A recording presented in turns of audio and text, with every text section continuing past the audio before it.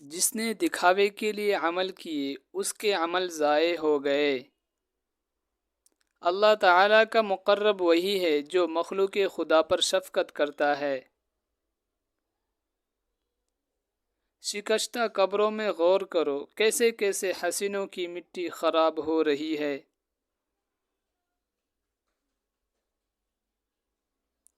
تو نفس کی تمنا پوری کرنے میں مصروف ہے اور وہ تجھے برباد کرنے میں۔ عاقل پہلے دل سے پوچھتا ہے پھر منہ سے بولتا ہے۔ جس نے مخلوق سے کچھ مانگا وہ خالق کے دروازے سے اندھا ہے۔ اللہ تعالیٰ اور نبی علیہ الصلاۃ والسلام کی محبت فقر و فاقہ سے ملی جلی ہوتی ہے۔ تیری غفلت کی نشانی اہل غفلت کے پاس بیٹھنا ہی ہے۔ تیرا کلام بتا دے گا کہ تیرے دل میں کیا ہے۔ تو کوشش کر کے گفتگو کا آغاز تیری طرف سے نہ ہوا کرے اور تیرا کلام جواب بنا کریے۔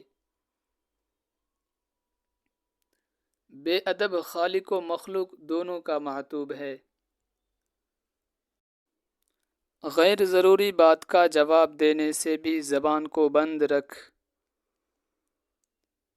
تیرے سب سے بڑے دشمن تیرے برے ہم نشین ہیں۔ خلوت میں خاموشی مردانگی نہیں، جلوت میں چپ رہ۔ مستحق سائل اللہ تعالیٰ کا ہدیہ ہے جو بندے کی طرف بھیجا جاتا ہے۔ ابتدا کرنا تیرا کام ہے اور تکمیل کرنا اللہ تعالیٰ کا۔ جس عمل میں تجھ کو حلاوت نہ آئے سمجھ لے کہ وہ عمل کیا ہی نہیں۔ غربت پر راضی رہنا بے انتہا ثواب کا موجب ہے۔ موت کو یاد رکھنا نفس کے تمام امراض کی دوا ہے۔